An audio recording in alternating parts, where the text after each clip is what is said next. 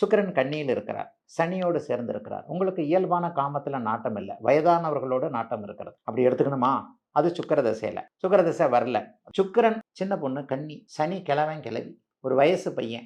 முரண்பட்ட காமம்னு இத சொல்லுவோங்க நாங்க. ஒரு பையன் 16 வயசு பையன். பேப்பர்ல எவ்வளோ படிக்கிறான். 16 வயசு பையன 35 வயசு டீச்சர் கூப்பிட்டுட்டு போய் கல்யாணம் பண்ணிட்டாங்க. அவங்களுக்கு பனிஷ்மென்ட். இந்த பையனுடைய ஜாதகத்துல சுக்கிரன் சனி சேர்க்கை இருக்கும். எழுதி தர்றேன். இது நம்ம பார்த்துருக்கிறோமா இல்லையா? நம்ம கண்ணு முன்னாடியே பார்க்குறோம். அந்த டீச்சர் கூட்டிட்டு ஓடிட்டு போனதுனால அது வெளியே தெரிஞ்சது. சரி, டீச்சர் கூட்டிட்டு ஓடி போகாம ஏறதோ உள்ளுக்குள்ள மறைவா நடக்கிற சமாச்சாரங்கள் இருக்கா இல்லையா? சமூக ஒழுங்கினங்கள் எல்லா காலகட்டங்களையும் எல்லா நேரத்திலும் இருந்தே தீருது. நேத்தும் இருந்தது, இன்னைக்கு இருக்குது, நாளைக்கும் இருக்கும். அப்போ தன்னை மீறிய வயது அப்படிங்கிற போது சுக்கிரன் சனி சேர்க்கை அங்கேயே வந்து விடும். சமூகத்துல பெரிய மனுஷன் வீட்டு வேலைக்காரி கிட்ட தப்பா நடக்கிறாரு, சுக்கிரன் ராகு சேர்க்கை இல்லைன்றீங்களா? இப்ப அமாவாசை சந்திரனோடு சேருகிறார். சந்திரனை 35 வயசுக்கு பெண்ணை குறிக்கக்கூடியவர் தான். இப்ப சந்திரன் வந்து அந்த இடத்துல மனம் கெட்ட ஒருவர், மன ரீதியாக சில விஷயங்கள் அங்கே இதாகுது.